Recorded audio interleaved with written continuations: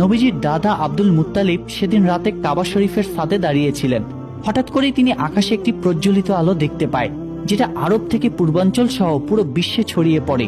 আলোটিকে দেখে Abdul Muttalib অনেক অবাক হয়ে যায়, আর তিনি দৌড়ে নিচে চলে আসেন। এখানে তিনি দেখেন যে কাবা শরীফের ভিতরে বিভিন্ন পূজারীদের রাখা যে ৩৬০টি মূর্তি ছিল, সেগুলো সব মাটির দিকে নত হয়ে ভেঙে পড়ছে। এরপর তিনি কাবাঘর থেকে বাইরে বেরিয়ে এসে দেখেন যে কুফা এবং সিরিয়ার মধ্যবর্তী স্থানে পানি প্রবাহ শুরু হয়েছে, অথচ বহু বছর ধরে এখানে কেউ পানি দেখেনি। ঠিক তখনই আব্দুল মুত্তালিবের তার ঘরের দিকে চোখ পড়ে। তিনি এখানে দেখতে পায় আজকে তার ঘরের মধ্য থেকে অদ্ভুত এক ধরনের নূরের আলো বের হচ্ছে, যেটা এর আগে তিনি কখনো কোনোদিন দেখেনি। আব্দুল মুত্তালিব তখন ধীরে ধীরে তার ঘরের দিকে এগিয়ে যেতে থাকে, কিন্তু যখন তিনি তার ঘরের দরজার কাছে পৌঁছায় তখন তিনি দেখেন যে মা আমেনার কোল জুড়ে একটি ফুটফুটে শিশুর জন্ম হয়েছে, যার শরীর থেকে অসম্ভব পরিমাণে নূর বের হচ্ছে। আব্দুল মুত্তালিবের চোখে তা দেখে পানি চলে আসে, কারণ সেই সময় আরবের অন্ধকার সমাজে প্রদীপের আলো হয়ে আসেন নবীজি মোহাম্মদ সাল্লাল্লাহু আলাইহি ওয়াসাল্লাম। পরের দিন আব্দুল মুত্তালিব তার নাতির আকিকার জন্য উট জবাই করে গরিব দুঃখী মানুষদের খাওয়ান। সেখানে তাকে সাহায্য করছিল তার ছেলে আবু তালিব। তখন সেখানে আবু তালিবের বড় ভাই অর্থাৎ নবীজির আরেক চাচা আবু লাহাব আসেন। তবে গরিবদের সাথে একসাথে বসে খেতে হবে দেখে বাড়ির দরজা থেকেই তিনি চলে যান। আসলে আবু লাহাব অনেক অহংকারী লোক ছিলেন।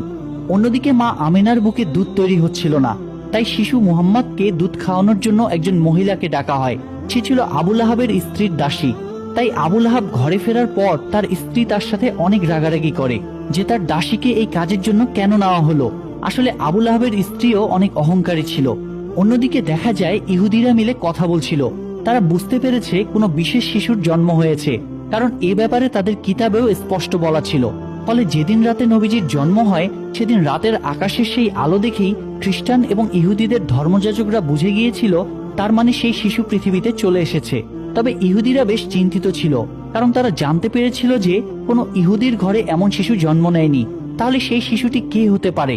আর এজন্য তারা তখন সেখানকার অনেক বাচ্চাকে কিনতে চায়, যেন সেই শিশুটি তাদের দলে আসে। এমনকি টাকার বিনিময়ে ভণ্ড মহিলাদেরকে দায়িত্ব দেয় শরীরের কোনো বিশেষ দাগের মাধ্যমে শিশু নবীজিকে খুঁজে বের করার জন্য। যাই হোক, এরপর দেখা যায় বাচ্চাদের নাম রাখার উৎসব চলছে। সেখানে বিভিন্ন বাচ্চাদের নাম ঘোষণা করা হচ্ছে, আর সবাই মিলে আনন্দ করছে। এর মধ্যে সেখানে আব্দুল মুত্তালিব আসেন শিশু নবীজিকে কোলে নিয়ে তার নামকরণ করার জন্য। তিনি প্রথমে হাজরে আসওয়াদ মানে সেই কালো পাথরে হাত রাখেন। তখনই দেখা যায় কাবার দরজার হাতলটি দরজায় বাড়ি মারছিল, আর সেই শিশুর শরীর থেকে নূরের আলো বের হচ্ছিল। আব্দুল মুত্তালিব তখন সবার সামনে জনসম্মুখে শিশুটির নাম ঘোষণা করে মুহাম্মদ। এটা শুনে